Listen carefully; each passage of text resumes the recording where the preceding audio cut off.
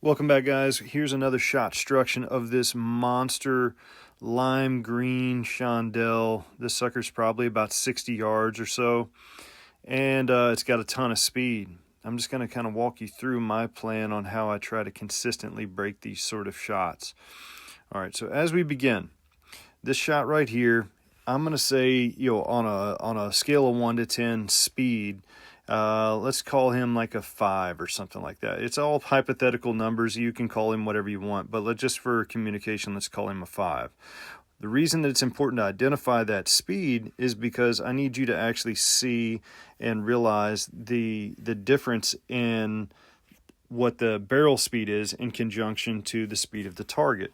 Why that's important is so you can have an idea of how you're actually trying to manage your barrel speed when you're trying to shoot these longer targets, because the lead is so huge.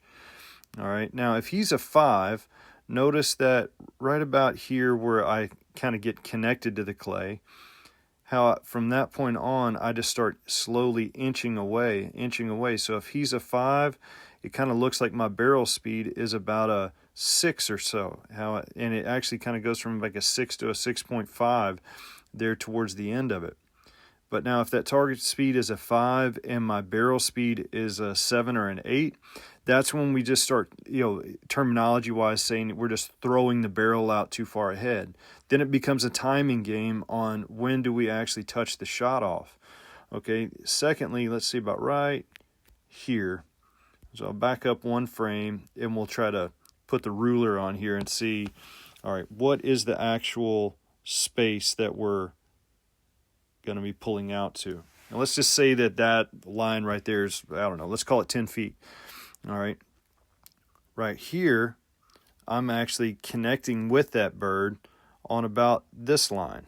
All right. And so if this is overall 10 foot, all right, right here, let's say this is about 4 foot. So I'm actually pulling out an additional 6 foot of lead.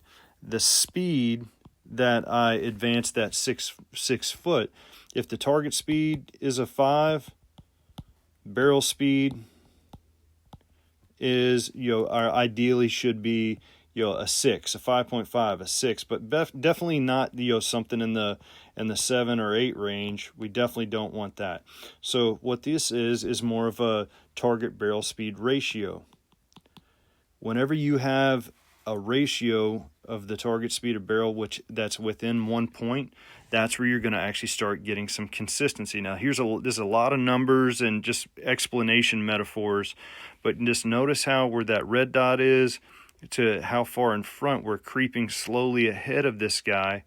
If it's going too fast, how are we going to know to consistently touch the shot off right here? Because if the barrel speed's too fast, one time we throw too hard, we shoot in front of it, or we miss in front of it.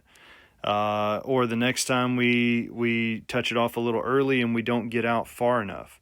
So these big, long shots, it's neat to have that sort of synchrony with the target so that you're not as timing vulnerable, I guess is what I'm really trying to teach you. All right, so if we back out of all that and the meat and potatoes of it, we have our hold point, we have our eyes set, and we also kind of have this idea of where we want our attention. All right, so when that flash comes off, look at it, like right there when that target's coming out, I'm immediately moving. I mean, if you reference to where the red dot is on that flash, the barrel is moving as well. All right, and so as he's coming together, now all of our attention is right here on the target and that initial connection.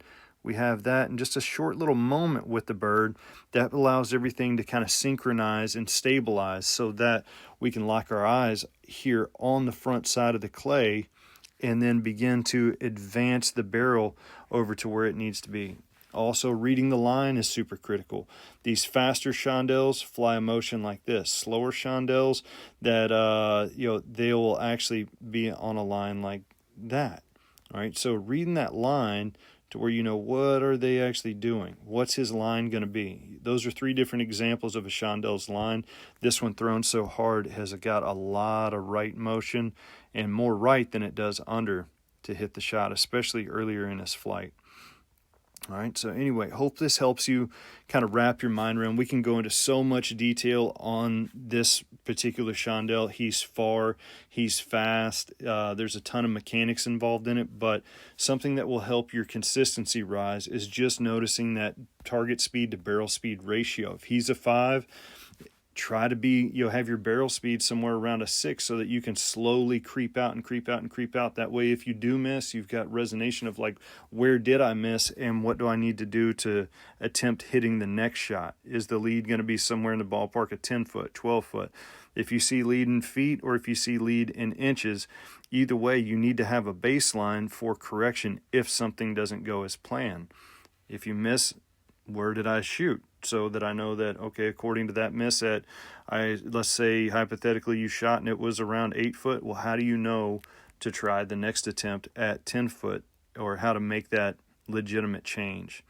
Either way, hope this helps you. Thanks for tuning in to Sporting Collective Shot-Struction. Hopefully this taught you something. We hope you learned something here and enjoyed watching this video. Be sure to download the Sporting Collective app and subscribe for full access to our library of content and become an active member of the Sporting Collective community. Thanks for watching, and we'll see you on the next episode.